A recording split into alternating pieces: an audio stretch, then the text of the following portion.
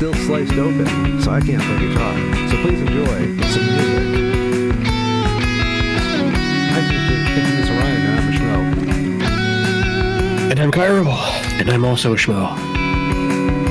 The great thing about being a guy who just has like too much free time, I have to write so much music, so like this makes for such good like filler. Not filler. Actually, that's terrible to call it. Fallback plans. Either way, it's been a week. That it has. Man, I don't even know quite how to open with this, you know? It's been shit. Just call it what it is, right? Politically, it's very shit. There's been some good things this week that we will definitely be talking about, but the big news is obviously the absolutely insane tariffs that the American government has announced. We should have like a Price is Right type deal with like, give me a country, I'll try to pick a number without going over. Yeah. It's hard to think through, like, where do you even start? You know? God. I think we should start with that little bit I sent you about the tariff guru. I would like to build up to that because there's a lot. Like, it's the kind of thing where this week feels like it has been a month, but it has actually only been like probably not even 4 days. Really, like 3 days of this shit happening. The last 3 days has felt like a month. It has been psychotic trying to figure out what happened here, seeing the social media kind of like churn of like the rumors of like, oh, maybe this thing happened. And you're like, okay, yeah, I could see if they did that, but that would be way too stupid for them to have actually done that. And then another 12 hours go by and it's like, oh no, they did just actually do that. They are that dumb. One thing, okay, so I'm gonna flag this Google search because it's very funny and extremely points to what I'm talking about here. But to get the broad strokes, right? The US government announced a series of extremely large tariffs on literally every single country in the world, and including some places that aren't countries, which doesn't make sense. To that end, these tariff rates start at 10%, and in some cases go up as high as 49%. Oh my god. And like, just at a surface level, right? Let's start at the highest level here. Can putting tariffs on literally every single other country, on literally all of their goods, work? And the answer, unequivocally, is no. And it has been somewhat refreshing seeing the response from other countries that seem to have somewhat sane leadership, that they are acknowledging that the answer to that question is no, that these are pure nonsense, right? The idea of a tariff is that when a good is imported into your country, a tax is applied to it that has to be paid by the importer. So if you buy a computer that's made in Taiwan, when it's imported, you've already paid for that good before it's shipped.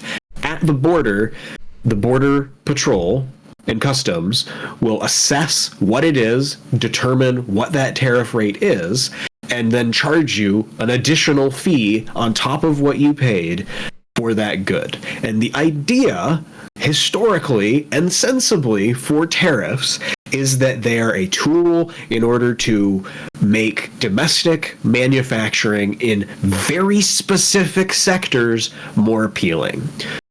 One of the examples that I love for this is the tariffs that Canada and the United States have on each other for cheese and milk respectively, where one of us has massive cheese production and the other has massive milk production. And in order to encourage the domestic consumption of those products, they have tariffs on each other. One tariffs the cheese and the other tariffs the milk to encourage local purchases in order to make sure that those local economies don't collapse by the much greater subsidized products that the other country has.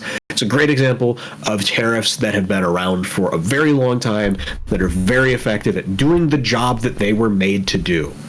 Where it doesn't work is when you tariff literally everything.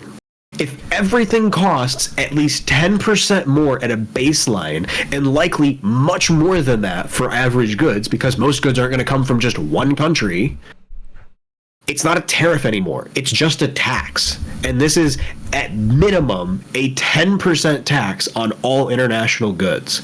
And it's important because the U.S. doesn't have either the manufacturing economy to produce these goods domestically, which means anything that we don't have the facilities to make ourselves is going to cost more.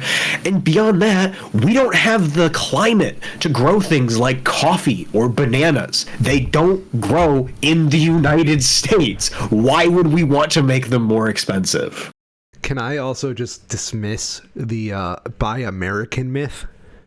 Please, absolutely. So, like, here's my favorite, like, conjuncture with that, right? Because, like, when you think of American goods, you think of, like, good old-fashioned Fords, Dodges, fucking GMC and Jeeps. Yep. You know? Things that are, like, well-made by hand. Yeah. There's a fucking computer in every single fucking car that comes off the line nowadays. Computers with microchips that we don't have the resources to build in the U.S. So we typically ship them from a country that does have the resources, who make them on the cheap, and then we just pay the import prices and then use that for our manufacturing. Yeah, absolutely. I think, right, you can claim you buy all American, but even in your American products, like, I have a fucking Fender amplifier right next to me, right?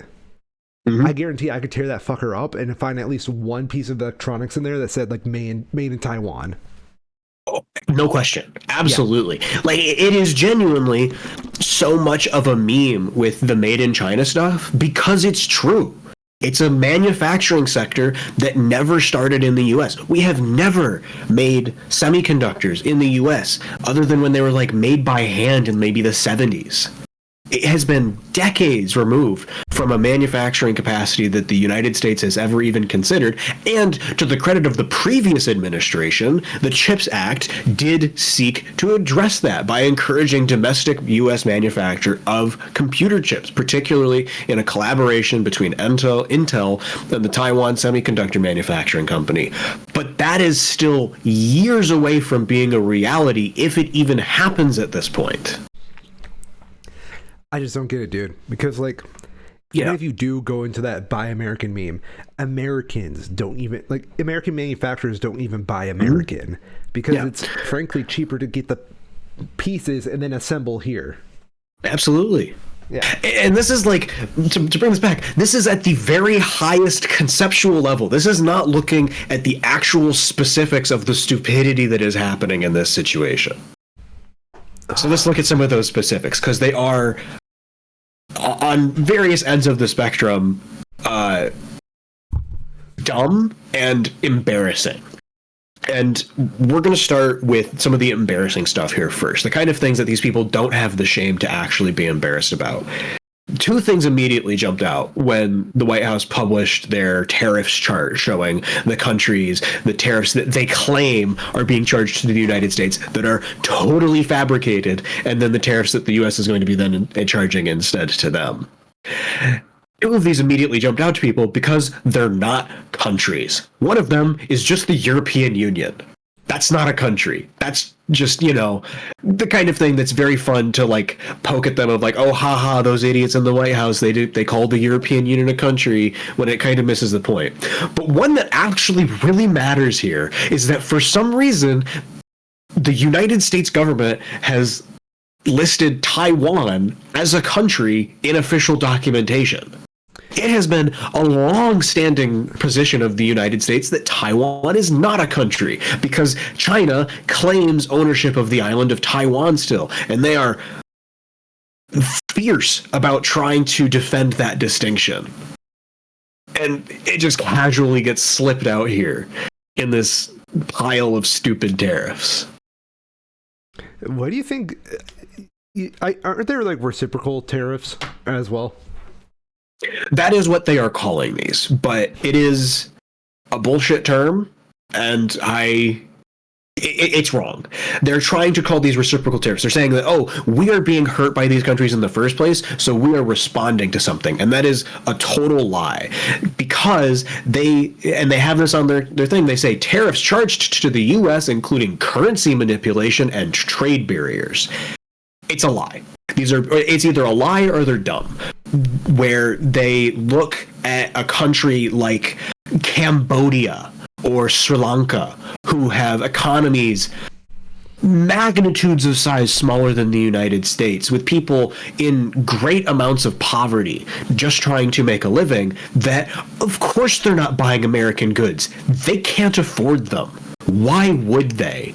But they do have natural resources, and they export those natural resources to a bunch of different countries because that's the sector that they're able to compete in. The US happens to be one of those countries, but because our government is so dumb that they think a tiny country exporting raw materials in a greater amount than they're importing from every single one of those countries that they're exporting to is somehow something that's a tariff. It's not. That is just not what that is. It's wrong. But also the fact that that's something that needs to be corrected somehow is so indignant. It's like the highest point of like idiot bully privilege where, oh, Bangladesh, you're importing or you're exporting more than you import? No. We need your lunch money now too. Except these people are too dumb to realize that Bangladesh can just be like, oh, no. And now you don't get t-shirts. Woohoo! Buy American that's t-shirts. The real outcome from this. Does the Plus US... that, there is also... Yes, please. Oh, sorry. Does the US internal, like... I don't know how to put this. Does the US even have an economy that can survive the US? I guess we'll see, right? Yeah. The current economic indicators, and I'm going to get into some of the specifics of them here in a sec, it says no. CNN has a really fascinating chart that I like to read every once in a while called the Fear and Greed Index. And it is exactly as ominous as it sounds. Currently, it is at the lowest point in the last year. It's hard to understate just how bad this is, right? It hovers around a bit. It went up during the election, of course. Over the summer, it was kind of all over the place. It went way up when the Inflation Reduction Act went through. Currently, it operates on a scale of 0 to 100, where 0 is complete fear and 100 is complete greed. It typically hovers between 25 and 75, kind of in the middle. Right now, it is at 4. Extreme fear is driving the U.S. market as the headline on top of CNN's business page. I'm not gonna lie, I feel it. Like I've been trying, like, ever since, like, when these were announced. Mm-hmm. I'm hoarding my money. Yeah. Dow, S&P 500, NASDAQ, all seeing consecutive days of 5% or greater losses. The Dow is down by over 2,000 points. There's another indicator called the VIX, the Volatility Index, that is currently still rising, but is at its highest point since the 2020 pandemic, and then again, its highest point prior to that was the 2008 recession. Moody's issued their revised outlook on the chance for a recession in the US, updating it to greater than 60%. Shit is really bad. In very little time. It's kind of impressive. It took Donnie 4 years to get to his first recession. Now here we are in 4 months. Yeah, less than 100 days. Yeah. I'm trying to be funny because it's the only way I can cope. Yeah, it feels one of the strongest indicators on the Fear and Greed Index that I think is kind of fascinating is how precipitously this dropped. In mid-February, when Trump was talking about the Canada and Mexico tariffs and China, it went from a rating of 48 and plunged in a week to 13. From a rating of neutral down into extreme fear, as people didn't know what the hell was going on while they waffled back and forth about what was actually going to happen. And in the week since then, it slowly trickled back up into the mid to high 20s, where it got out of the extreme fear band. And then immediately in the wake of this, it has plummeted even worse now. Consecutive days at this point is practically unprecedented. But I do want to point out a couple of other sort of egg on face things that are especially dumb and help to highlight how little thought was actually given into this, right? And I have 3 examples for this. The first 2 are notable because if you go to Google right now and all you do is type the word tariffs, one of the automatic suggestions from Google when you try to search tariffs is tariffs on penguins. Now that's an interesting thing, isn't it? Why would there be tariffs on penguins? Penguins don't spend money. The reason that people are trying to understand about tariffs on penguins is because multiple of the quote-unquote countries that the Trump administration included in their tariffs chart aren't even countries, and beyond that are literally uninhabited by any life other than penguins. Specifically, the Heard Island, or the McDonald Islands and Heard Island, territories near Antarctica that are Australian that literally do not have residents. But we're going to tariff them, I guess. This is part of the point where I was talking about earlier, where it's like rumors that were kind of silly, but you can kind of see turned into fact this week, because it seems, it's obviously not been confirmed, but given the list of names, it sure as the hell is a coincidence. It seems that the way that the administration figured out what countries are was by looking up a list of what the various .canada type web address names there are. There's a big database of these that are used to geographically distinguish certain web pages, and there's a big list of predefined ones that happens to exactly include all of the non-countries that the Trump administration has included in this tariff chart. I'm sorry. I'm just kind of reclining in my little seat. Yeah. And I'm just imagining that. Take it in. Yeah. It really seems like it is that dumb. And this is before the other even stupider parts that we're going to get into in a second, where the Trump administration is clearly full of people who are very dumb and also don't know how to do basic math. But this is like the most obvious, stupidest part of this is like, okay, how did they even come up with this list of countries so badly? It's that they pulled a list for something that is not a list of countries that they assumed was a list of countries, and nobody double checked it.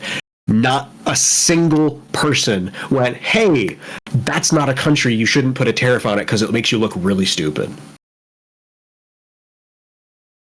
Plus that, we also have a couple of territories that are inhabited that were included with this. They're still not countries, but France in particular has a number of small islands that are still French territory. Most notably in this tariffs talks has been the French island of Saint-Pierre-et-Miquelon, which is off the coast of Canada, near Nova Scotia, north of Maine, along the Atlantic coast. The French island of St. Pierre was hit with a 50% tariff rate, which is kind of strange because all of these small islands basically have no imports or exports. And as a result of that, have had their tariffs set to the default 10% number, which, kind of further highlights how little review was actually done for these, that they didn't even look at what these tariff rates were going to be. They pulled up a list of countries and they pulled up a list of economic activity and they just compared the two. For this French island, though, why is their tariff rate set to 50%? Well, it seems to be because a single American company in the year of 2024 paid to import about $3 million worth of lobster from them. And because the country didn't have any imports from the US because they're tiny and French, what would they be importing? That resulted in a 100% trade deficit, as the administration is calling it, and from that, a 50% tariff when they divided that by two. I'm going to have an aneurysm, dude. It is so dumb. And that's before we get into the fact that this is part of France, like the country of France. They're not an independent territory. They are beheld to the French government.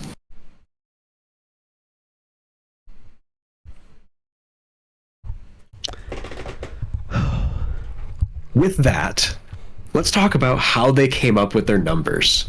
Please. The obvious thing right away is that the United States took their tariffs charged to the U.S. column and they divided it in half and rounded it up. They claim that China charges the U.S. 67% in tariffs. You divide that in half, you get 33.5. They rounded it up to 34. Vietnam has 90% in tariffs. They cut it in half, rounded it up to 46. Taiwan, 64, cut it in half to 32. That's what they did, more or less, to get to their discounted reciprocal tariffs rate. But it is still worth questioning how they came up with these numbers in the first place. How did they get that first column?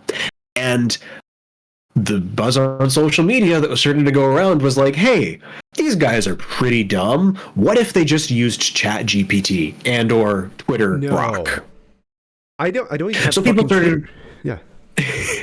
People started to play around with it and see what kind of prompts they could get and what kind of answers they would get. And would you know, they were able to get exact answers when you ask these, basically, how would you calculate tariffs for all of the countries of the world in order to have them be challenged back by this, and it spits out a formula that basically does it. Not basically, it does exactly what they did, and you can plug in the numbers and you get exactly the rates that the U.S. government is presenting to us. Dude, okay. So we don't know if that was the case, but it sure as hell is a coincidence, isn't it?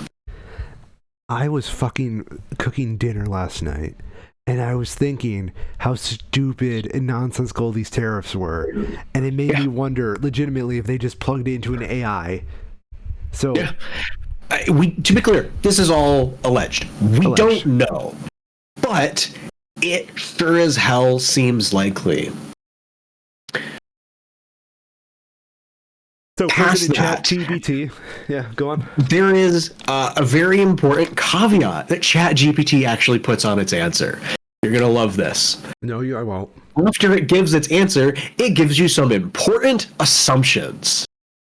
And it gives us 5 of these.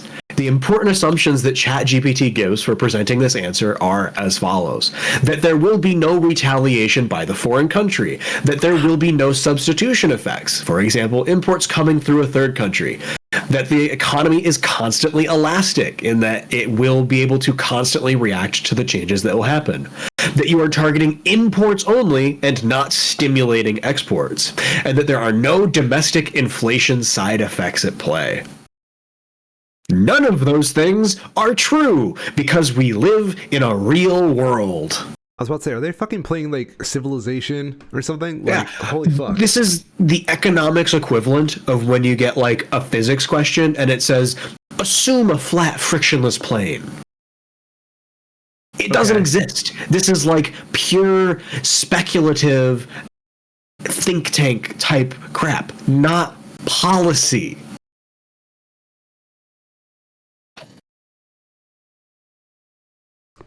And yet, here we are, nonetheless.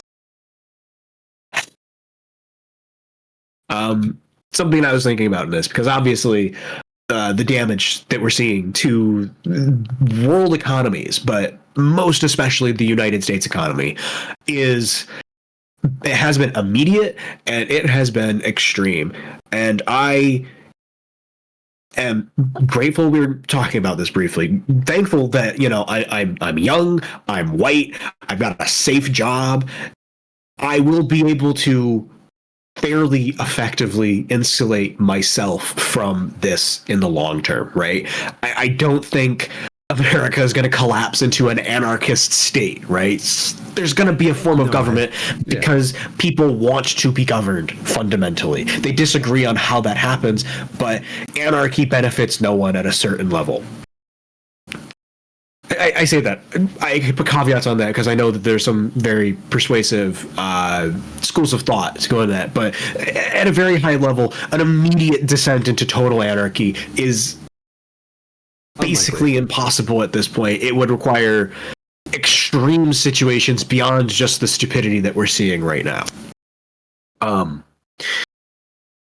But there's a lot of people who are either already retired or near retirement that are extremely at risk because of this. People who maybe were able to retire but just barely and are living close to the ends of their means already, and having this neglect of duty happen at the same time as chuds like Elon and his Doge team are going in and trying to gut programs like Social Security, Medicare, and Medicaid is almost certainly going to cause people to not just lose their homes, not just force them to go back and to re-enter the workforce if they can even find a job, but to actually die.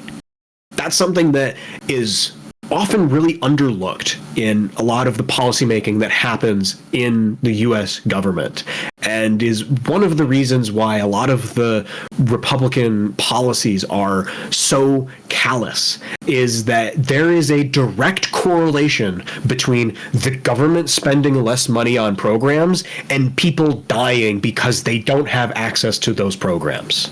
It's a one-to-one thing. It's well studied, and we know the correlations. And to have these people go in and cut these programs so aggressively and callously, and people who should be aware of these relationships, shows how little they care for the people they claim to be helping. I mean, it's their voter base at the end of the day. Yeah, it is, but it also isn't, right? Yeah, I agree. It's deeply, deeply messed up. Because let's face it, there is their voter base on this, but again, they're not the main subjects of the menu. They're like the side dishes. Right. Disproportionately, it will impact their voters, but yeah, it's going to impact everyone, right? Even if you look at the segments of the population that are the furthest, most extreme Republican strongholds, it's still like 80%. That means 1 out of 5 people in those vulnerable places didn't vote for this and are just as likely to be killed by it. And it's fucked. It really is. To that end, we have a couple other things to go through with relation to this. One thing that I want to point out very briefly are all of the backstabbing, coward CEOs that are around right now. There's an article that CNBC put out on the CEO of RH. What the hell does this person even do? They're a luxury furniture retailer. Gary Friedman, kind of guy who's been championing the Trump administration for years now, and just a real piece of shit type of person. the stock price of their company has dropped by over $140 over the last week. Since Tuesday, their stock price went from over $250 to now just barely above $150. And they, of course, had a massive response to this, where, to their credit of being a gigantic piece of shit, they did continue to double down, saying that they think this is going to bounce back. Quote, "This move is quite stunning," Friedman said of Trump's trade announcement. "It's going to force everyone to just play a different game." He went on to say in an investor call that their long-term strategy for sourcing, because they're a furniture company, they get a lot of their shit from overseas, will be, quote, "big and bold." So we'll see how that goes. I also wanted to point out the CEO of GameStop was quoted today, not necessarily today, but Ryan Cohen, again, another scumbag type. He was born out of the Wall Street bets kind of, hodl GameStop to the moon era. The last year, he's been strongly championing Trump up to the point right up until the election, and at some point since. On the 3rd, he posted that this is the kind of thing that could make him turn into a Democrat, and with a nice little LGBT flag at the end to cap it off. Just the biggest pieces of shit you can imagine running our country and trying to keep control over our economy. Dude pulled a reverse Elon. Yeah. But it shows how fickle these people are. They stand for nothing. They have no morals other than the thing that stands for them to make the most money. I agree. Like, quite frankly, I'm disgusted by this. I mean, I've always been a little disgusted. Quite frankly, it's all a game. Like, when you get to these levels of authority and power, it becomes less of like you as a person and more of you as a game. Yep. It's dehumanizing to some extent. Well, it just is dehumanizing. I have really nothing else to say other than it's really shit. And I wonder if it's always been this way, or if there was just one day the game started and then everybody else fell into play. Oh, that is the thing. It has always been this way. That's important to keep in mind, right? These people have always been garbage, and it's important to remember that after, because even if these people lose their companies, lose their billions, go into hiding, there will be others that come later, and nobody gets to the point of being a billionaire by being a moral person. It is an inherently immoral act to take on that much wealth and not look for ways to prevent that from happening in the first place, either by promoting higher taxation rates from your government or by giving yourself less income by paying that down to the people who work below you. Something, camel going through the eye of a needle. Exactly. Yeah. This isn't a new concept. We've known that rich people get to the point of being rich by being bastards for thousands of years, at least.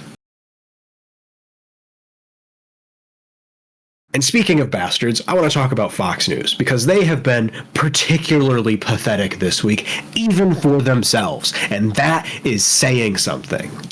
Two things happened this week that are worth noting. One that I just want to call out because it's funny. The Secretary of Agriculture, Brooke Rollins, went on to Fox to do an interview where she was quoted as saying, "We are really, really excited and very grateful for President Trump's leadership as she is positioned next to the gigantic page of the U.S. futures." This is on the 3rd, to be clear, 3 days ago, when things were just starting to go down, where the Dow had only lost 1,200 points. The NASDAQ was only down 3.9%. Giant red arrows as people's life savings are going up in flames, and they're very grateful for Trump's leadership. The spitting image of the scene from The Big Short at the finale, where the executive of the bank that is holding on to the loans, the bad home loan conglomerations, is asked after his company's stock has dropped like tens of points during this interview that he's holding if he would still buy more of that company stock. And he says, of course I would. No. You have the evidence here that you fucked up. Your inability to acknowledge it makes you look worse. But that is, of course, the story of the entire Trump administration. And to whatever poor intern at Fox News might have put this graphic together, thank you for that. It perfectly encapsulated the extremely fucked situation that the U.S. economy and government is in. But clearly, at some point, they got their intern Zach on the right page, because for, I believe, what I heard was the first time ever, Fox News turned off their Dow stock ticker. It has always ran on the bottom corner of their business page, not their business page, their business broadcast for decades. And I could be mistaken on this. I'm willing to acknowledge that could be the case, that this was a misunderstanding of some point, but it doesn't change the fact that in this case, they did turn it off. And yeah, that's bad. Doesn't take much more than that acknowledgement to see just how bad things are. To wrap up the talk on the tariffs and stuff, you shared with me a really good piece from, of all people, Rachel Maddow, talking about the situation of how this may have started, because we've gone through the tariffs and those are all obviously very dumb, but who are the dumb people who suggested these in the first place? Because like we said, it's not Trump. He doesn't care. He is completely checked out. He just wants to Sharpie his name on pieces of paper and golf on the weekends and not be in jail. That's his list of priorities in that order. In some ways, you would say this is his own personal jail, something. I have to wonder, if they made a Trump-sized jail that's basically just like a putting green and a cage, would he go there voluntarily? Dude, you could literally put like a golf club in a hole underneath like a box and a string, and I'm sure Donnie would fall for it. So, Maddow had some good stuff here talking about Pete Navarro, the what the hell is his title? The White House trade advisor. Good name, not an official job. Pete Navarro is a name that may be familiar. He's been around the block for a long time. He's old. He's been in politics for a very long time, and he was in deep with the first Trump administration in the same role at that point. Eventually, he was the director of the Office for Trade and Manufacturing Policy. And it is worth noting that Navarro is largely responsible for the lax response by the Trump administration to the coronavirus in 2020. His portion of the administration was involved with informing the president of what could happen, and they failed to publicly acknowledge these. Just going back in time, while he was warning Trump that the infection, quote, could infect as many as 100 million Americans with a loss of life of as many as 1 to 2 million souls, calling for, quote, an immediate supplemental appropriation of at least $3 billion, he was then going on to the news publicly saying that the American people had nothing to worry about. Oh, really? He was tapped by the Trump administration to run some of their trade advisory stuff again. And it is worth noting that a part of that came from Trump's children seeing the books that he has written on Wikipedia and having them recommended to them. Not that they read those books, just that he was a guy who wrote books about trade. Not that those books are good, not that they agree with those books, just that it exists. It is exactly as dumb as it sounds. Can I call out something real quick? Please. This is something I learned about pretty recently. This is called books as business cards. And quite frankly, it's gotten so much worse since the advent of AI.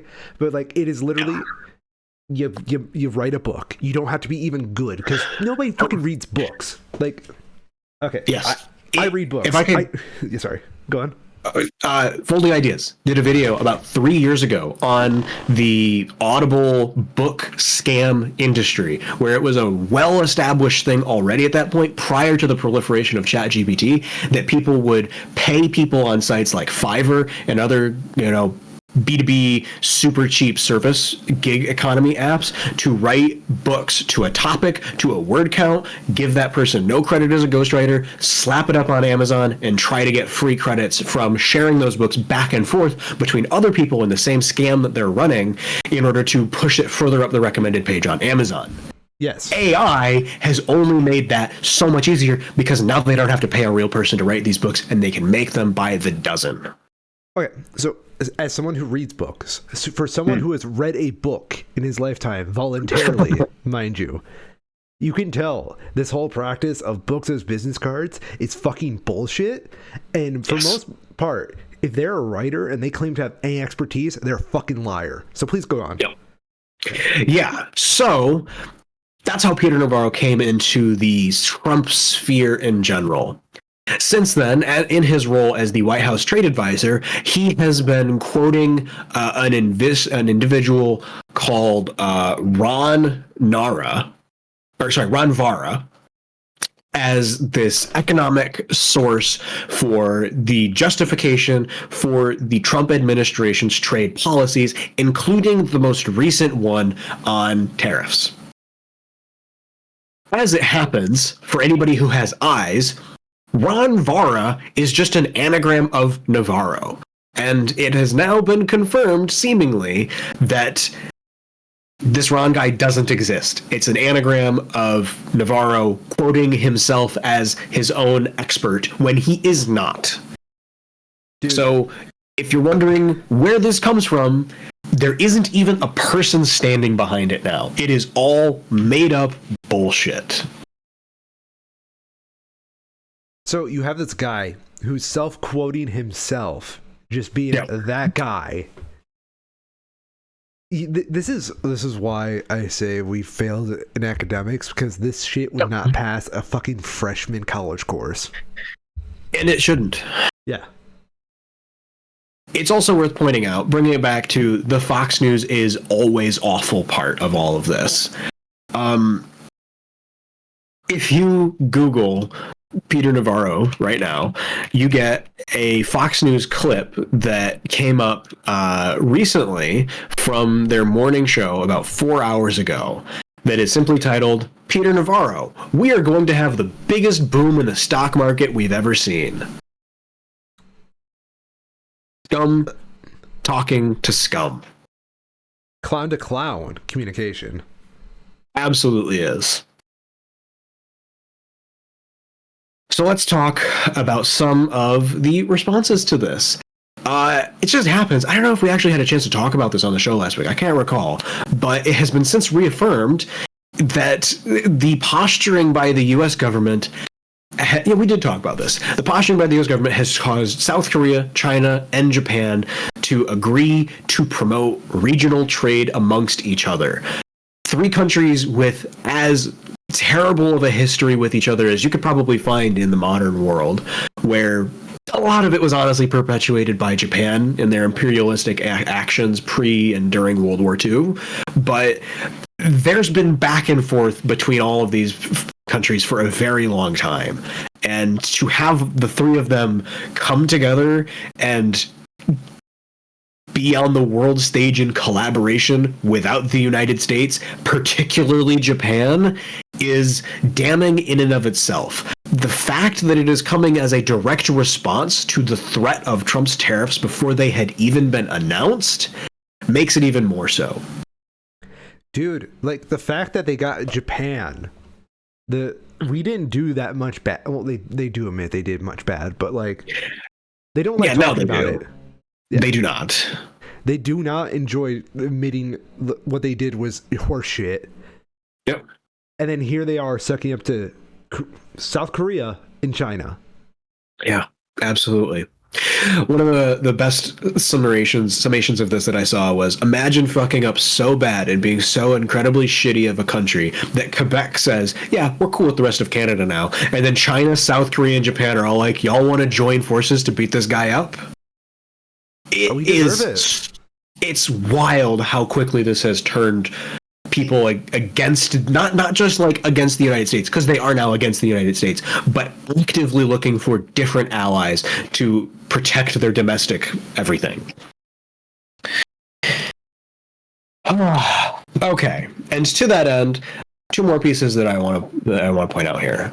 First, this is not the first time that the United States has tried this mass tariff thing, and it is, as you're saying, the failure of our history and education that we don't remember this anymore. In 1930, the then conservative government of the United States tried to implement mass tariffs as a way to fix the Great Depression, or at least to pull the United States out of it before it got worse. It didn't work. It forced the U.S. deeper into the Depression, causing it to be the Great Depression, and ultimately resulted in the Great New Deal that we got on the other side of it. We also tried this in 1828, and again, it caused a recession/depression, because we didn't really have the recession terminology at the time. We've done this before. We know what happens when you try these mass tariffs thing. They don't work. But, it'll be different this time, right? It's different because we have Donnie, who is actually a competent leader. Of course. How could I forget? Who was fucking in charge of the last tariffs? 1930 Pres. Oh, that's not how you spell that. President. Who was the president in 1930? Herbert Hoover. Hoover was a bitch. Donnie is not a bitch.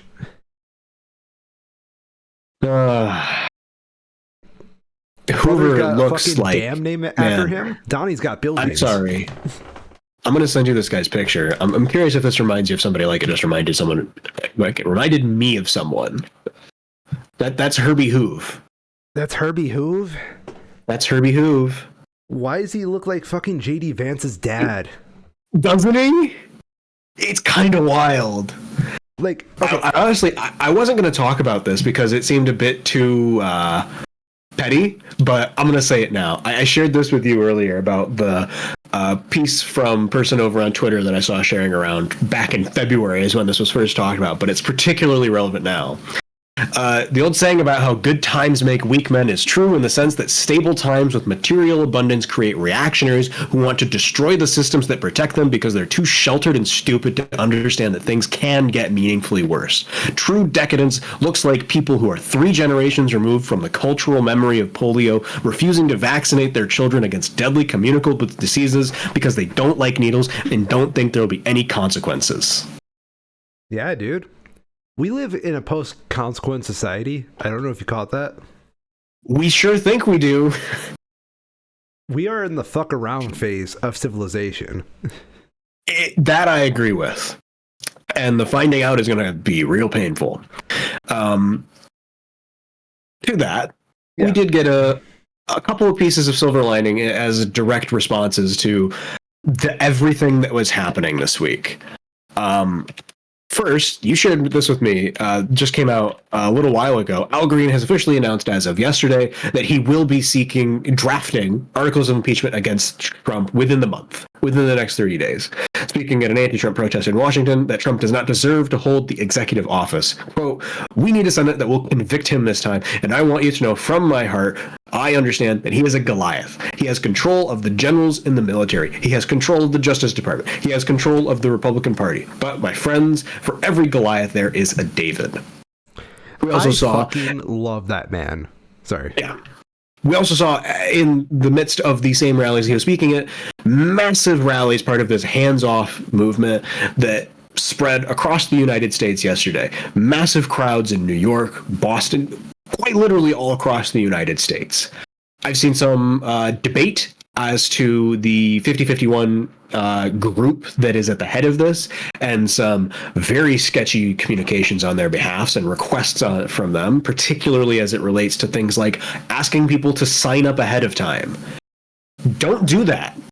If you're going to be at a rally and amidst a government that has made it clear that they don't care about due process, don't give your name away saying that you were there. That's bad. Seriously. Yeah. So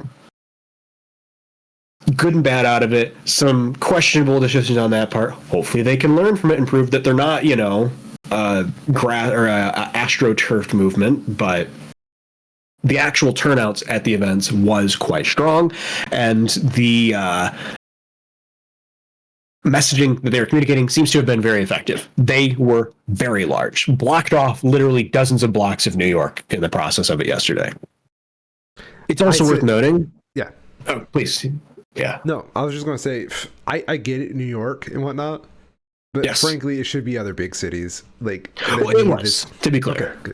It was national. This was a coordinated effort across the United States, coast to coast, major cities in, I believe, every state, barring like Alaska and Hawaii, and I bet they probably had some of their own stuff going on too. It was very large. Okay, but here's the thing. We need to target smaller now. We need to go to all those rural towns that are just filled with Trumpies and then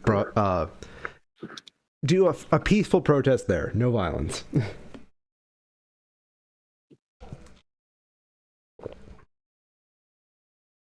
Yeah.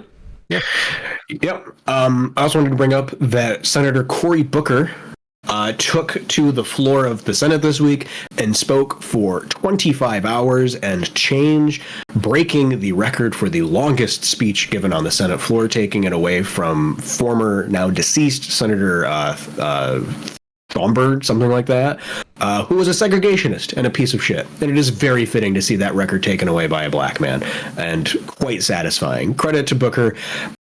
It would have been nice to have this happen during the discussion of policy, like during the budget stuff, but this happening at all is good. And if we want to see it continue, it's important to make sure that, Democrats see that the response to this is a positive one, so that we can then encourage them to do better, because they can.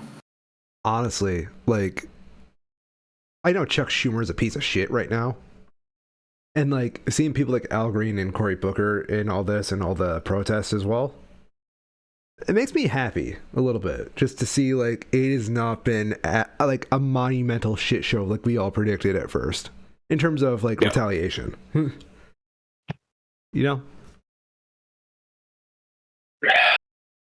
Past all of the chaos that has happened this week, there was other news, believe it or not. Oh boy. Continuing in the horrific and quite disturbing actions that the Trump administration has been taking against immigrants and people it believes are immigrants. We talked a few weeks ago about the situation in Chicago where a U.S. citizen was detained by ICE for over 10 hours because they thought he looked like a Mexican and they just didn't check his ID. This week, we have a judge that is explicitly ordering the Trump administration to return a Maryland man who was erroneously deported to El Salvador, and the Trump administration is rejecting those orders. That is wild. Yeah. This is the constitutional crisis. This is a judge explicitly saying, you messed up, you deported this person and you should not have. Fix it. The Trump administration is saying, we agree, we did make a mistake. We should not have deported this person. No.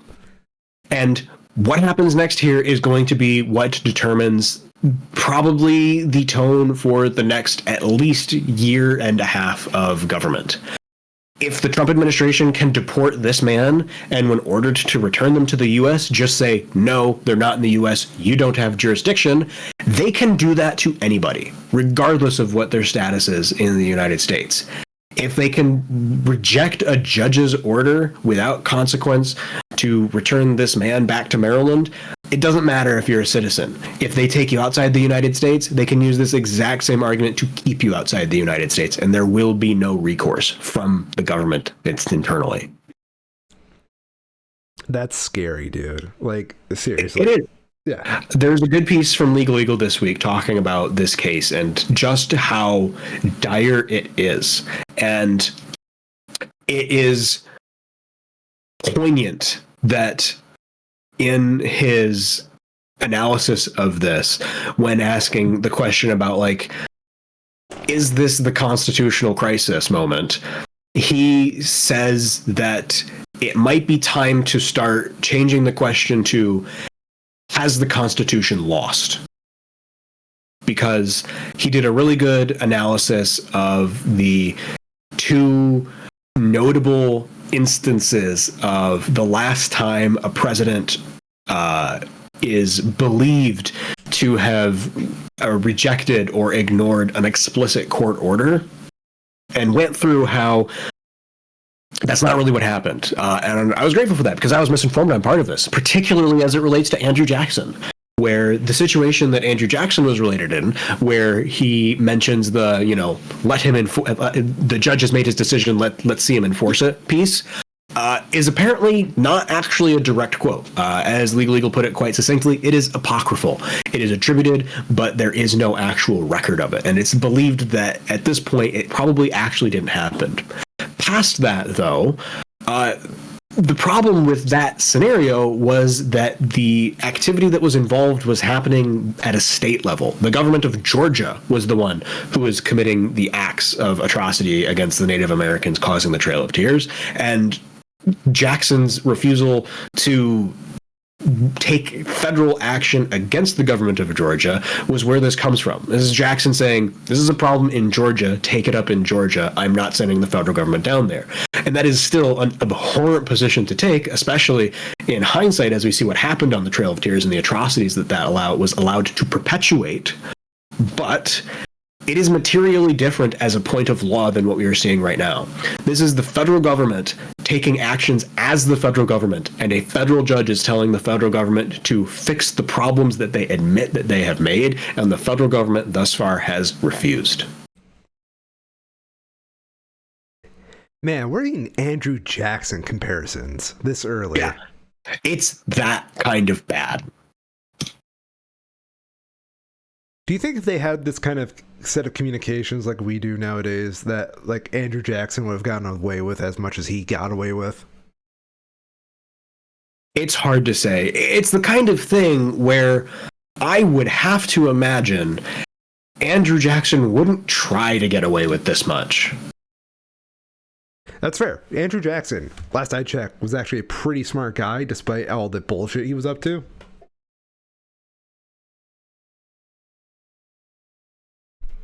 Yeah, well, he was still a pretty big piece of shit, but yeah, I don't think he was this kind of a piece of shit. It's maybe a distinction without a material difference, but it's hard to see it go to this level of dumb. Yes.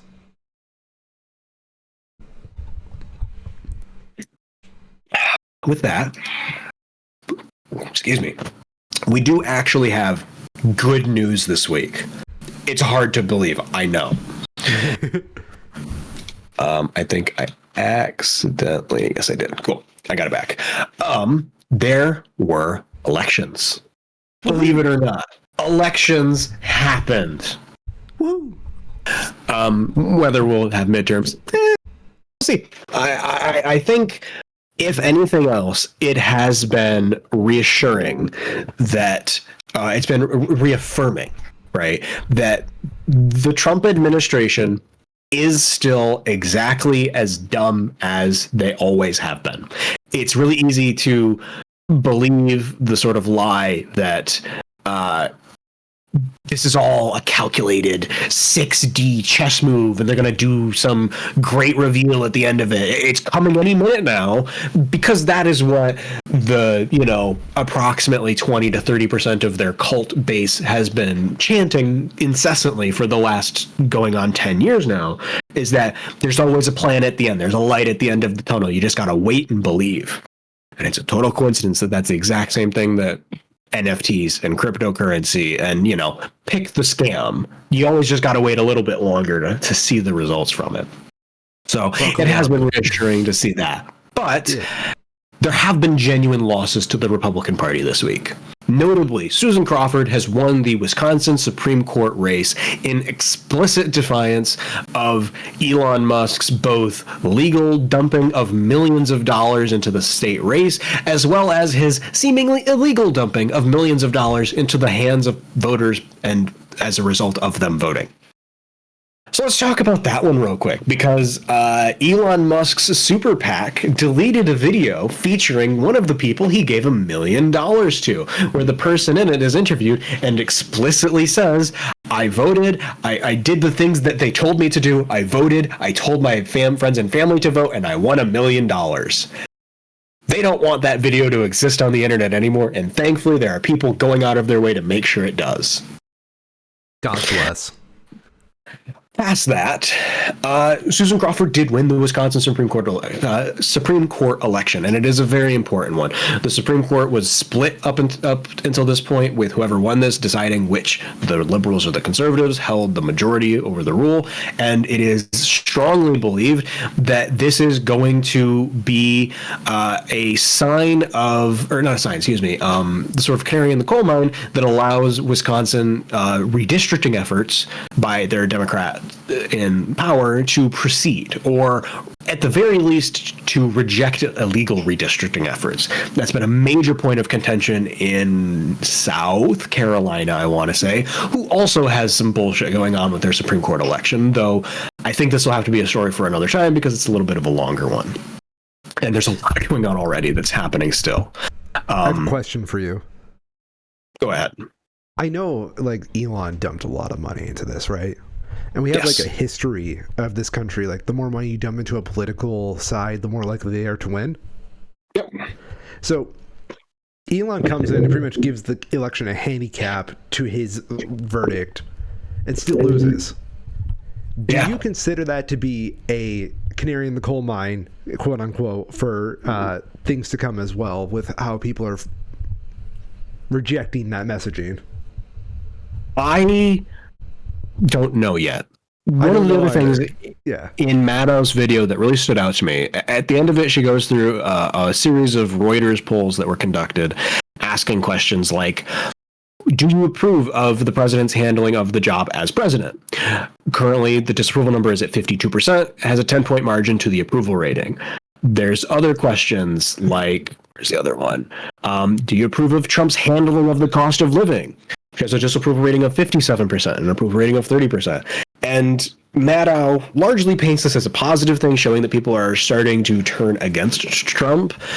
However, I do think it is really important to note that the disapproval number doesn't really change all that much. You're not getting significantly more people saying, I don't approve of what the president is doing in this specific sector. You have people who are changing from approve to uncertain.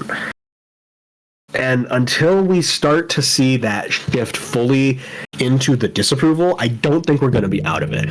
Right now, we're seeing sort of like the inverse of what we saw in November, right? Where you had Democrats being apathetic because their leadership wasn't listening to them. Now we have Democrats fired up because things suck.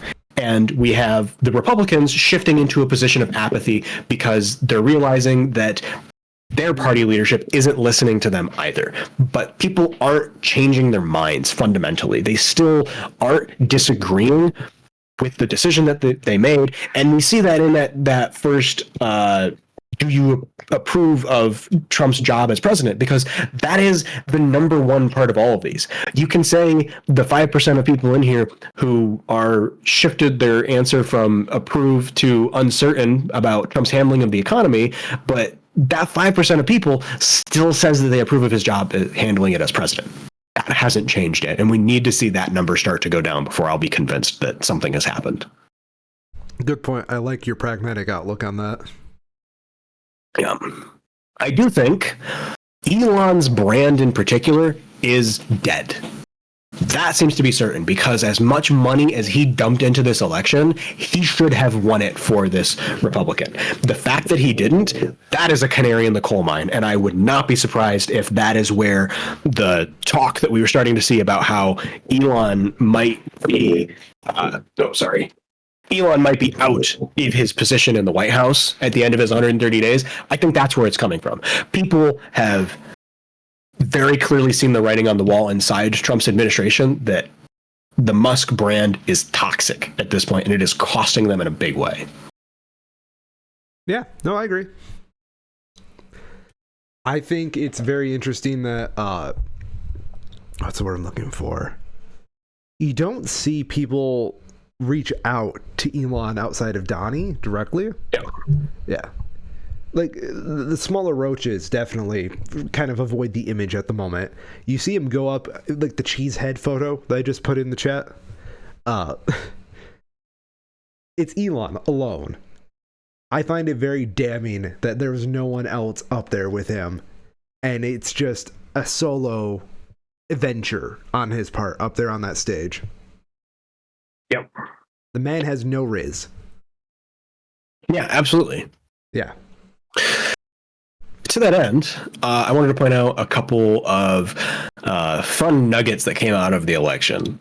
First, there's a great comparison of Musk on Fox at 5 p.m. before the election results, where he's quoted as saying, "Losing this judge race has good chance of causing Republicans to lose control of the House. You lose control of the House, there will be nonstop impeachment hearings and subpoenas." To 3 a.m. after he knows that he's lost, somebody he was replying to on Twitter says, "Elon knew it would be a long shot to win the Wisconsin Supreme Court race. He knew his involvement in the race would bring more violence against his companies, but he fully committed his money and time anyway. Thanks, Elon. We have amazing fighting warriors on our side. Keep fighting." And Elon responds to this person, "I expected to lose, but there is value to losing a piece for positional gain." Which I love was met to the quote tweet of somebody saying, chuckling wisely, "You fool, I am getting my ass kicked strategically." Seriously, though, what the fuck? Yeah. There's also other election stuff they'll go through, right? There were special elections in Florida in deeply red Trump districts that unfortunately did still stay Republican, but by massively different numbers. CNN Politics has a really good analysis of the two Florida elections, comparing them to the other dozen or so special elections that have happened in the United States since the 2018 midterms. And comparing them as a measure of how the margin shifted and relative turnout. And in their analysis, they see a very clear line they can draw between Democrats having better margins at midterms when there is low turnout Democrats having better margins at special elections when there is low turnout at those special elections. It is worth noting in both of these Florida elections, for special elections, turnout was high, way higher than typically would be expected, by like 15 to 20% higher than normal, and the shift towards the Democrats was still stark. In Florida's first district, the gap was reduced by 17% from the presidential election in November, and in Florida's 6th, the gap was dropped by 19%. Huge losses that show a very clear shift away from the Republican Party. And their analysis goes into this, showing that while, yes, some of this is Democrats just turning up more than Republicans, even at a bare minimum, there is clear indication that there are registered Republicans who are changing their votes as an aggregate from how they voted in November. So I want to bring up a scenario here, right? Because Elon said, with Wisconsin going down, the House is definitely a lot more unpredictable going forward. And I think that's where Al Green is getting like the balls to make an announcement about starting the draft process for the articles of impeachment. Yep. I'm not saying it's going to happen because I'm too cynical at this point. But if something like that were to happen, how damaged do you think the fucking brand would be by babyface Vance taking the White House? It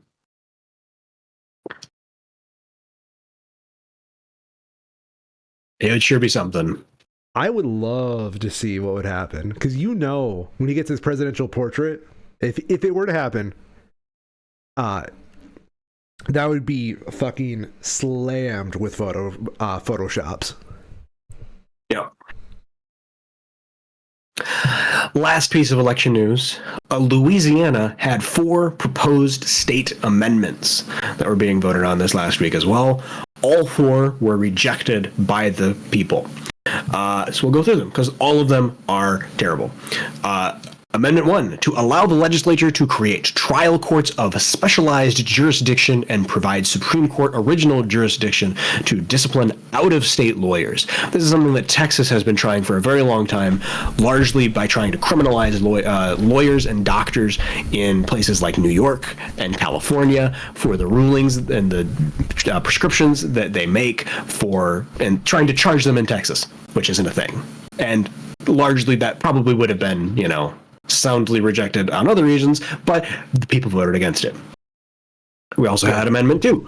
The Louisiana State Taxation Policy Amendment was a ballot initiative that would eliminate several constitutionally protected K-12 education funds, would remove the constitutional protection for the property tax exemptions currently used by nonprofit organizations, including hospitals, schools, unions, social clubs, and more, would create a spending limit on essential services like education and healthcare, and any state surplus budget would have to be spent on one-time projects instead of ongoing needs. It would lower the maximum state income tax rate, meaning that state income taxes could not be raised beyond a certain amount in the future, on and on and on. All of these very bad, and it was voted against no.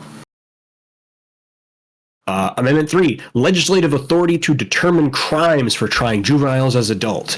This would do what it says. It would create more rooms for juveniles to be tried as adults, which is obviously not good. There are reasons why, if you want people to be able to be rehabilitated, you don't want them being in jail indefinitely. And when they're kids doing crimes, that gives you the best chance to have those interventions. Let me face it this way with you, right? Mm-hmm. That bill, would definitely also have language where some children are more children than other children. Oh, worse than that. Specifically, this completely deletes the existing list of crimes that juveniles are allowed to be tried as adults on, and would instead allow lawmakers to change the rules over time without any constitutional amendment, being able to make anything that they wanted allowed to be tried as an adult.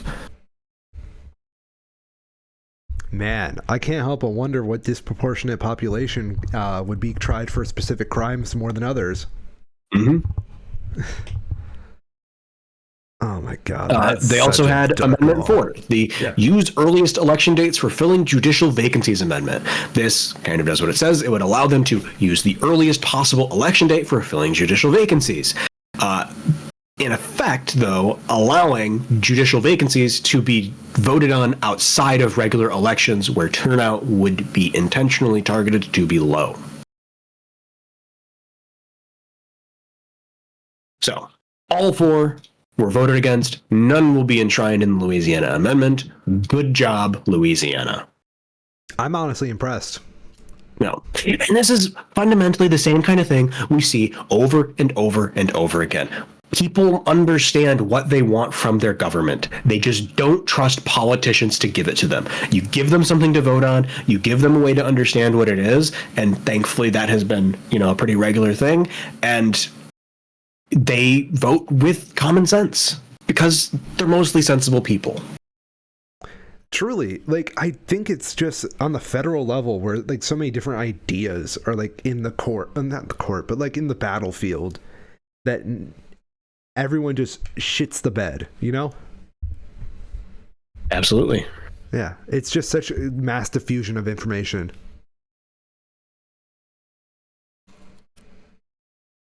I think actually if we can pause right there for a sec. That's a good point for it. And a clickety-clack, we're back. Sorry about that. Mr. Chiral. Did you know it's about time to switch to a new console? Oh my God. Dude, someone... It sure is, isn't it? Someone in Nintendo's fucking up if they didn't take that as an opportunity for a tagline for the console. I have to imagine this must be such a scary moment for them. Just not knowing how to do a sequel launch rather than a new console. Well, it's also scary because, they paused the pre-orders in America because of the tariffs. Yes. Yeah, I had seen that one.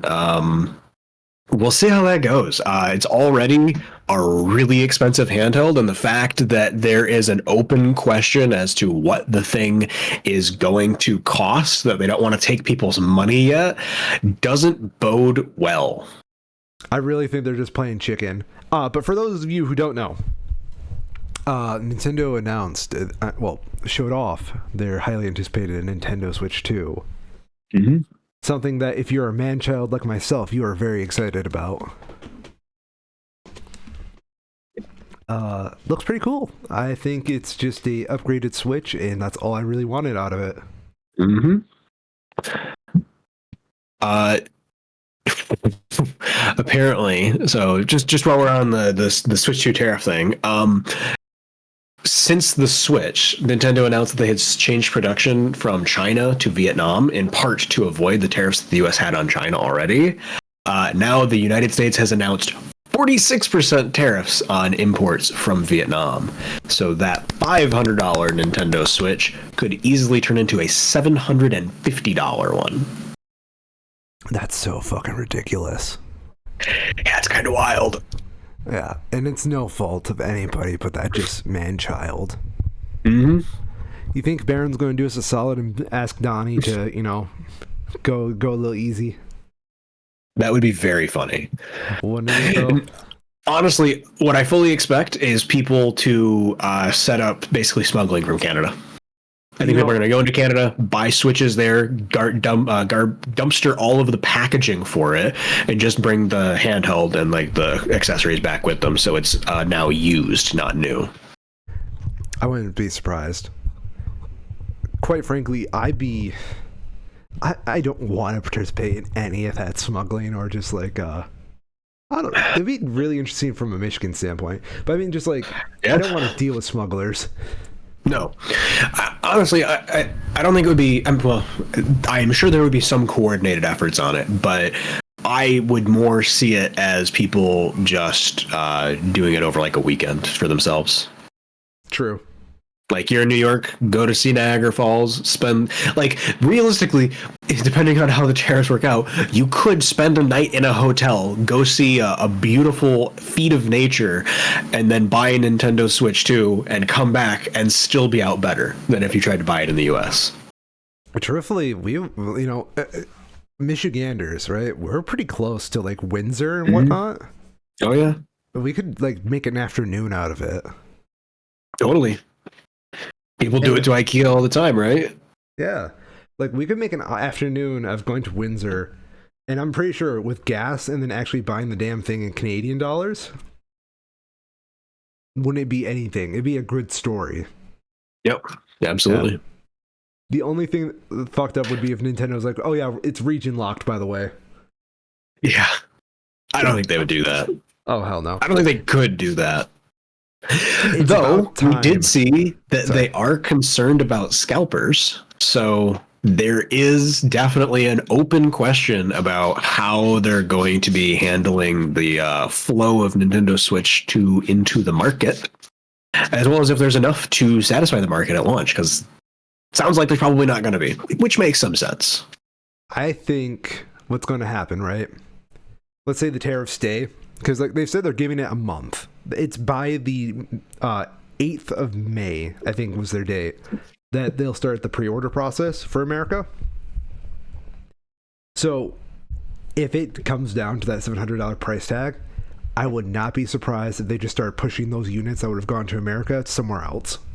Mm-hmm. Totally. Oh, yeah. Yeah. Especially if it means that people just aren't buying them, right? Like, yeah. This is already really expensive. If it costs 46% more, that just pushes it out of the price point that a lot of people can afford. Yeah, I can gain that. Can you imagine how strong of a campaigning point that's going to be, though? Just like, I promise to take the gamer tax away. Nintendo Switch 2 will only cost $500 again. Could you imagine if Gamergate was the thing that took down Donnie's supporter base? Gamergate 2. Switch to a different candidate. Yeah, I doubt that. But it would be funny. It would be very funny.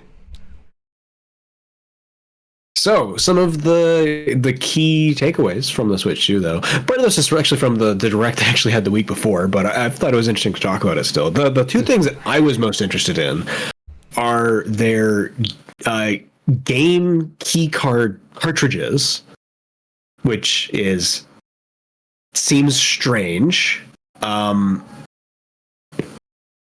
also, at the same time, they're announcing their family game sharing program thing where you can actually share a digital game with someone else in your family group without them having to buy it. Dude, it's so weird how they're trying to get better at distributing digital content. Yeah. It feels like that's all this serves as. Because, like, the game keycard thing, where you get to download the game, and then it only works if you have that particular key card in to get, like, the key in there. Yep. It makes a resale market for digital stuff, which is interesting. Oh, yeah. Well, and I wonder if part of this as well for the trading of games part is their way of acknowledging how games are more expensive and kind of giving a little bit of a nudge and a wink, like, hey, we can't tell you who's in your family. We have to charge $90 for this because that's what it costs now, but maybe you can split that cost with one of your family members. Yeah, that's a good point. That's a very good point. I think it's a really cool way of adding value, although I do feel like they could do more, and they choose not to just because they have proprietary reasons not to. Absolutely. Yeah. Like, I think there's also the game keycard thing. I also want to believe it's them copyrighting that technology so they can make lawsuits and legal action for anybody who gets that technology after them. Mm-hmm. Yeah. Absolutely. On the specification side of things, the Nintendo Switch 2 has announced that it will have 4K support. Joy-Cons with mouse-like controls have been confirmed. Storage on the handheld has been increased to 256 gigs, which talk about in a second is actually not that much still, but it's better, of course. A different color cartridge, and obviously, lots of new little features and stuff. The way that the Joy-Cons attach has been updated. The size and shape of them has been hopefully improved to make using one of them better. They also have announced HDR support, which I thought was particularly interesting because the Switch 2 has an LCD screen, meaning that they have already set the stage for a Switch 2 OLED to happen at some point. Oh, dude, it's coming holiday of 2027. Yeah. Honestly, wouldn't be surprised if they do it sooner. But it's... Now that we've seen this time and time again with these handhelds, it's pretty clear it'll be happening. Oh, yeah.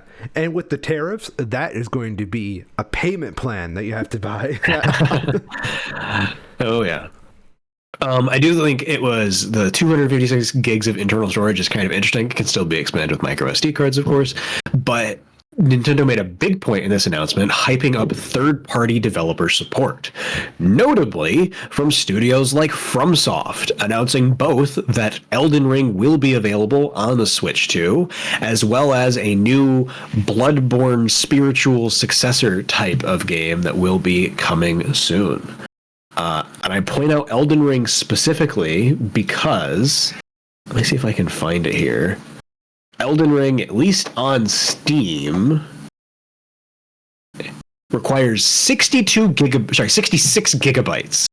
Oof. Which wouldn't even have fit on 2 of the original Nintendo Switches. So they're clearly targeting bigger, higher fidelity games, especially with 4K support. 4K textures are not small. That's something that has really caused games to balloon in size these last 10 years or so, where you can have a game like Skyrim that was relatively small, but as soon as you do 4K textures, even in a modded space, it is massive increase in the size that it requires. I agree. Yeah. I also found out that I wasn't completely right on the Nintendo Switch 2's docked mode. They've been talking it up about how docked, it will be capable of 4K. The built-in screen is only 1080p, which is an improvement over the original Switch. but docked, it'll be capable of outputting 4K resolution. And while I was correct that this is partially a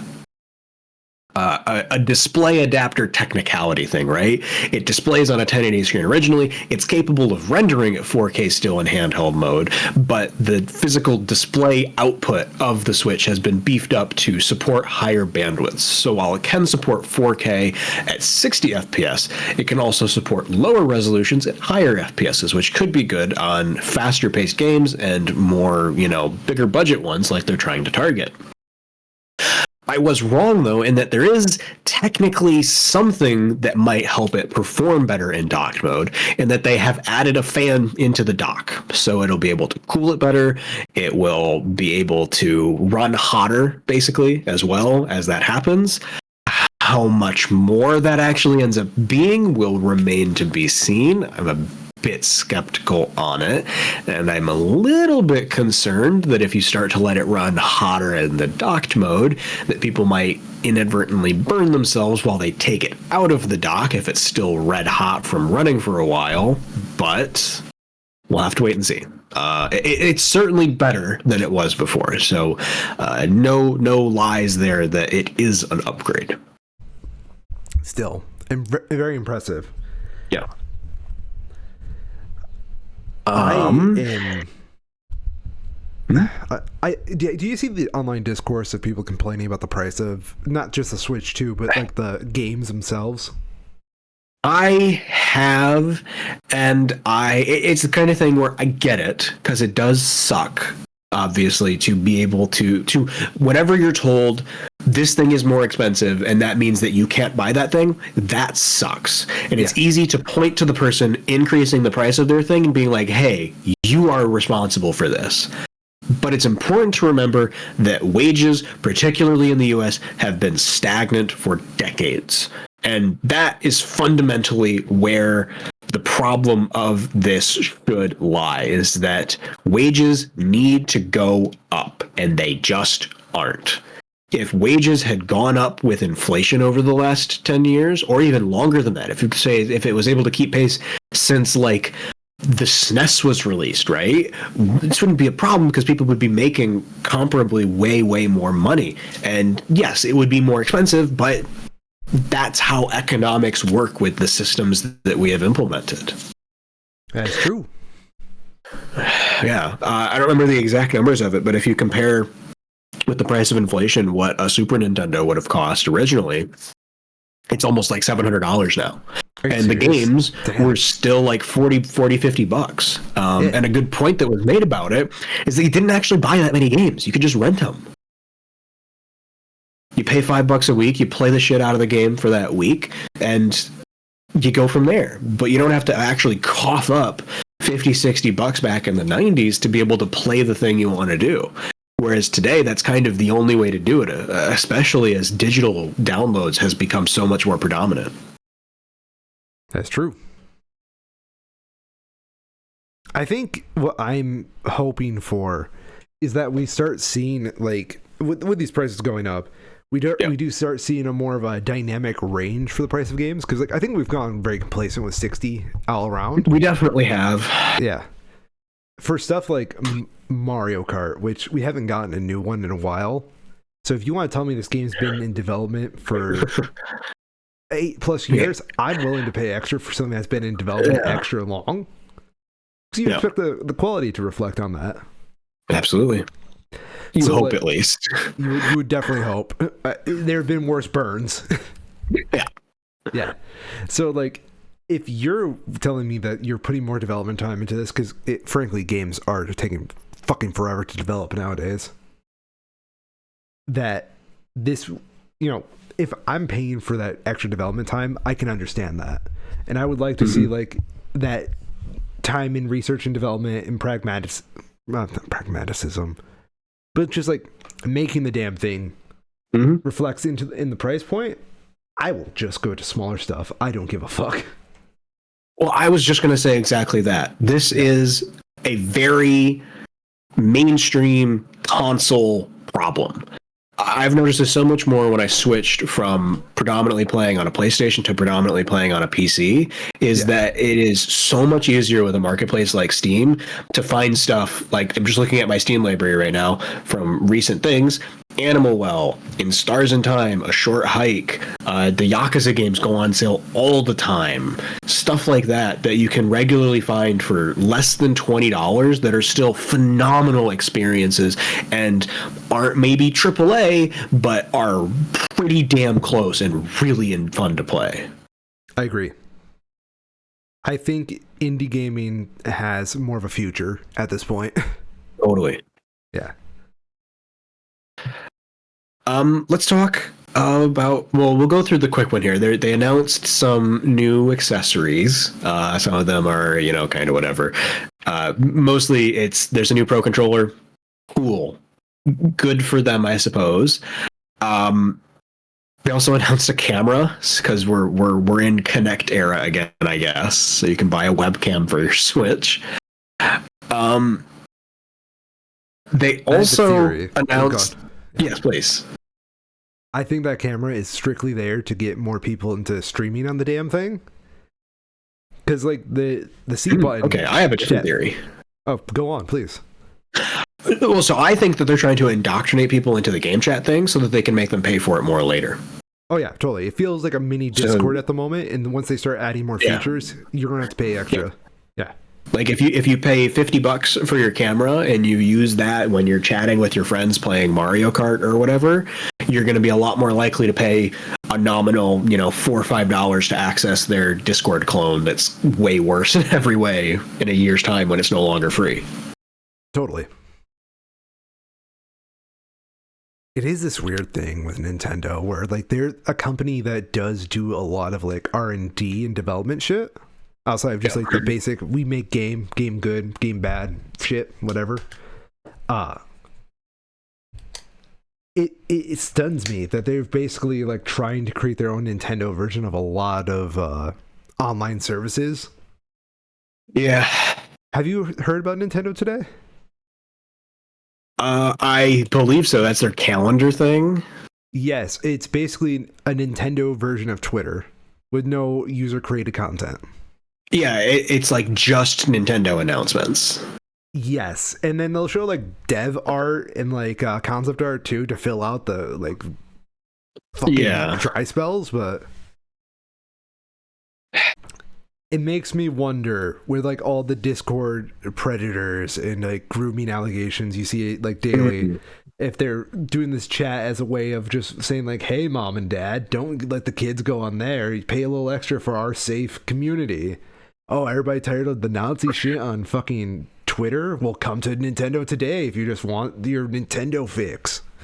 So that's something that I haven't heard yet, though, is whether or not the game chat features they have are going to be integrated into games beyond, like, optionally opting into chats with your friends. Because I could see this really going the opposite direction, where this enables much worse behavior to happen on Nintendo platforms that they aren't used to dealing with, because like you can trash talk in Mario Kart or something now because you have VoIP where you didn't before. Yeah. And I actually saw on the WAN show this last weekend, Lions was talking about that and how if that is the case, he's just not going to let his kids do it because he doesn't want them to be exposed to that, especially as young as they are. That's fair. Yeah. I think it's kind of wild that we were exposed to like our gaming chats when we were so young. Yeah. It didn't, I mean, people like to glamorize that, but like in hindsight, we can say it didn't work out well. No, I argue you get a lot of the problems we see today because there was a lot of people in those chats as kids who were very formed as kids. Right. And I think that's just not me being a boomer. I think that's just me trying to be a fucking adult and like thinking rationally on the whole situation. Yeah. Last piece that I wanted to point out on the Nintendo Game Chat thing is that they also are integrating a screen sharing feature and a feature that allows you to use their camera that they're selling to have your face put in on your screen sharing thing. That as a PC gamer TM looks like shit. Yeah. It looks so bad and low resolution and low frame rate that I don't understand what they're trying to do. Like I don't know. Maybe this is like a niche that I just don't understand. I'm willing to acknowledge that that could be the thing, but you could do that with Discord in full 1080 60 already if you have the bandwidth for it. So I don't get what's happening here. That camera is not going far into the lifespan. That's No. all I know. Like, they also have the problem where everybody has a phone in their pocket. Everybody can download Discord on their phone, and then you can just use that for free rather than paying to use this if you want to. Correct. Free is hard to beat. I think it is. You have a lot of them setting up future plans, and it's just a I can see matter that. of how they stick with it. You remember Labo, right? Oh, yeah. It's all just more Labo at the end of the day. Yeah. That was cool, though. Labo was really fucking cool. Let's go through some of the game announcements then, real quick. Cool. First party, we of course have Mario Kart World, new Kirby game, Legend of Zelda, Breath of the Wild, and Tears of the Kingdom are getting Nintendo Switch 2 versions, which I think is kind of... I'm not crazy about how they're doing this, where you have to pay to upgrade to the Switch 2 version. That seems kind of shitty. It is kind of shitty. I will say there's one way around it that might work out better for some people. Apparently, if you get the expansion pass, like membership, you get it for free. Oh, yeah. But you're still paying for it. You're just paying for it differently. Exactly. It's like, Yeah, if you got I mean, it it's already, like... it's a bonus, but... Right. It's just, it's not actually backwards compatible, I don't feel like, at that point. I don't know. Well, you can, if you want the upgrades, you gotta pay for the extra upgrades. Yeah. We also had a new Metroid Prime announced. Super Mario Party Jamboree expanded version. Pokemon Legends ZA on Switch 2 will have better frame rate and resolution. Oh yeah. They also announced Nintendo Switch 2 Welcome Tour, a paid tech demo, which seems like a really weird decision. Here's the only way I can see justifying that thing, right? Yeah. If we're two college guys who want to learn a lot about like tech development, I can see it being a worthwhile learning experience if it's more educational. I feel like Sony really beat them to the punch there by including their stupid little new mascot guy for free with the PS5. You're right. Oh, what was that first? Was it just called? Whatever. But yeah, we already had Wii Sports, you know? Nintendo wrote the book on this. So, in first party stuff, it's also worth noting that GameCube games are going to be available to emulate via Nintendo Switch Online. Woo. Starting with Legend of Zelda The Wind Waker, F-Zero GX, and Soul Calibur 2. They also had a bunch others that they announced coming in the future, though, including what I care about, both Pokemon XD Gale of Darkness and Pokemon Coliseum. Hell yeah.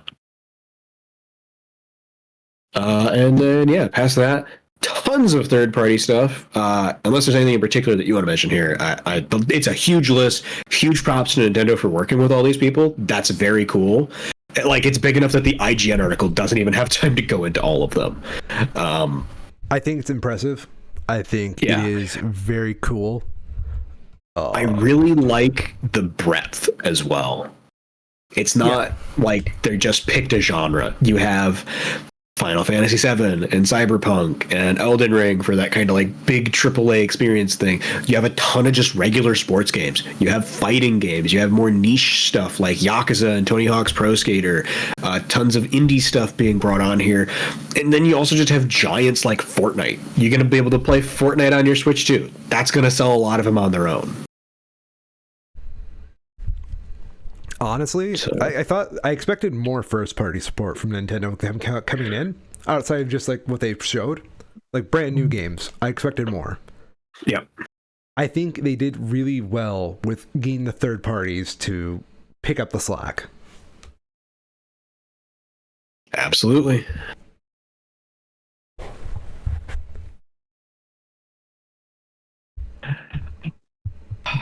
Past that, though, I believe we're going to be getting into some movies.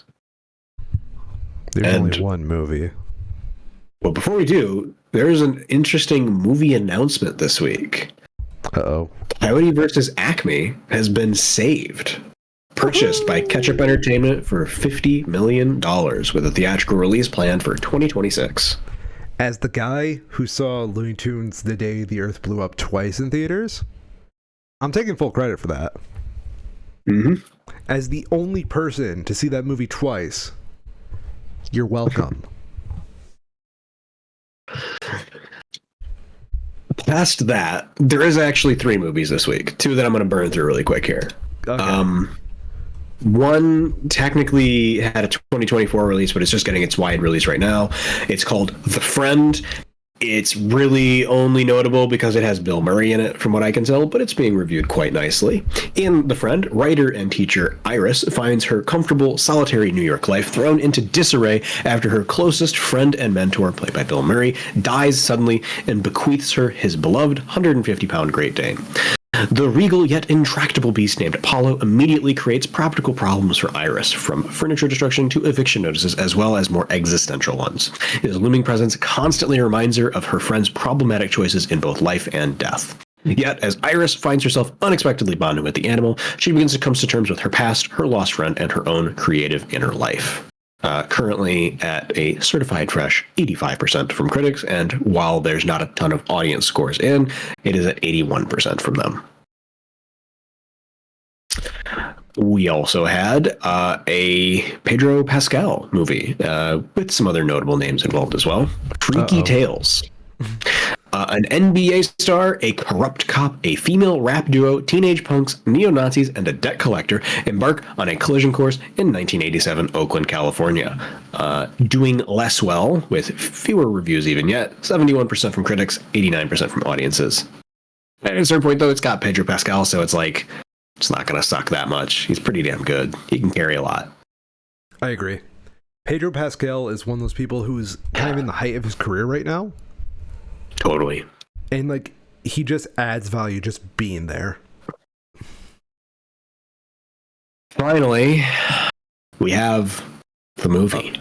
A movie? A movie. A movie. A Minecraft movie.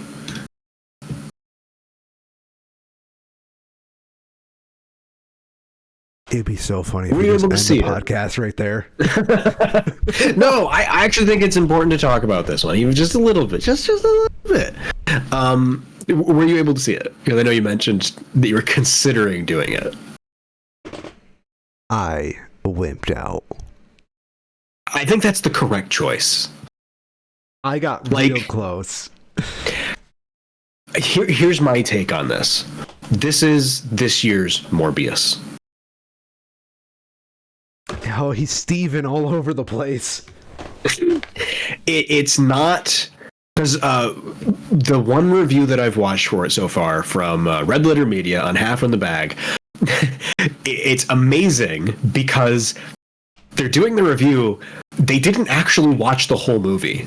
They watched the first half of it, decided it was not bad, but it was not good, but it wasn't bad enough to be interesting, and they knew exactly what was going to happen for the rest of it, so they just left. And, like, for film reviewers, it's a bold move. I kind of respect it.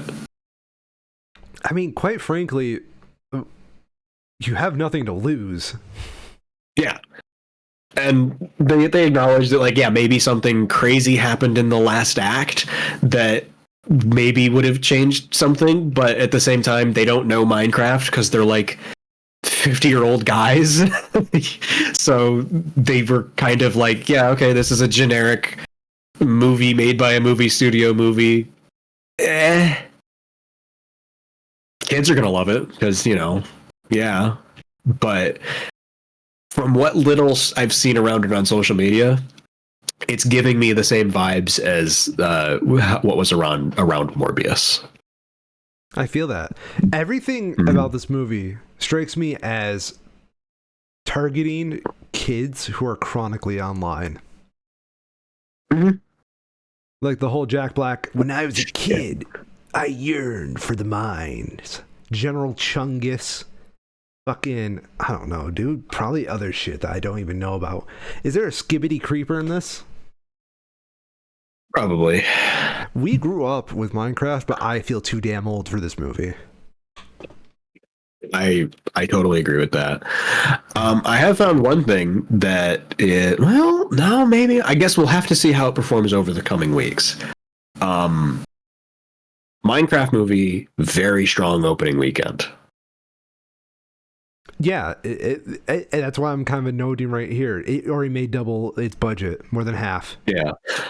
Though it is worth noting, so did Morbius, and it was widely regarded as a flop.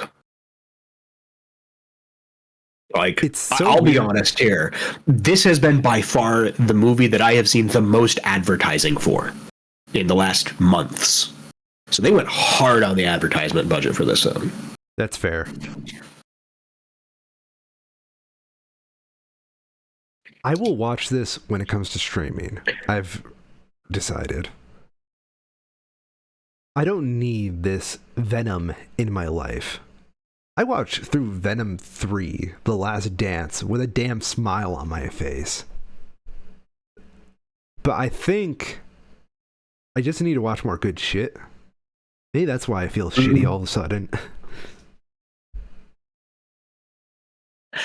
Here's my take on the Minecraft movie. A Minecraft movie. Just go watch Jumanji. Please. I forgot. Everybody made jokes that this was just going to be Jumanji Minecraft. Yeah, and it is. That's exactly what it is. But instead of having, funny writing and amazing performances, we have Jack Black doing his best. And it's fine for kids, but it's not great. No. It's what does it score at? It's a 49% from critics. It's so much more of a kids movie, but there's nothing. It's just not good. I don't know. They really shit the ball on the appeal of Minecraft here, because I know this movie talks about the endless creativity, but you gotta respect. There's a generational aspect to it too. It's got what I like to call Pokemon syndrome, where it's one of those concepts that infinitely resonates with kids. Sure. Yeah. And I think if you know how to position that right, you can even make it appeal to the inner child in every adult. Definitely. Yeah. I think that's why Pokemon stood the test of time. It's hard to believe this used to be an indie game of all fucking things. Yeah. Yeah. I don't know. It's as with a lot of these very obviously kid-focused movies, it's clearly not trying to be what I would hope it to be. But in the Red Letter Media review, they had a really good point where they talked about it, where I guess there's some Seth Rogen show called producer or produced, is that what it is? I think I know what you're talking about. Yeah. The Studio. It's called The Studio. And literally their pilot episode is these studio guys trying to figure out how to write a Kool-Aid Man movie. And it is just such a nail in the coffin, not nail in the coffin, a nail on the head for them to pick it out how similarly that is, but this is a real thing that somebody actually made. I feel that. Yeah.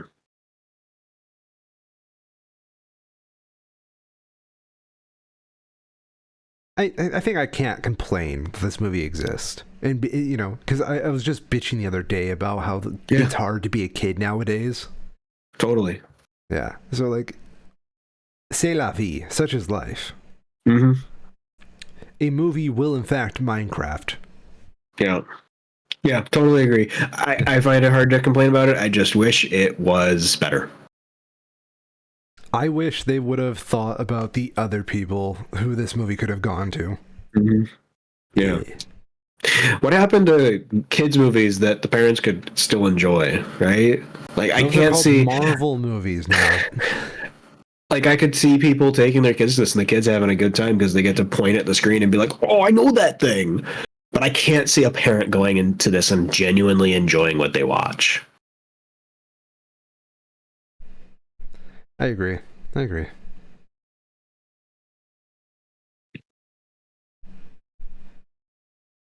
we have anything else for the show today? I don't believe so. That's fine. I'm the Miss Orion. And Creeper? Oh, I'm man. Cairo. And I'm Cairo. And I'm also a Schmo. Do you get that reference? Absolutely not.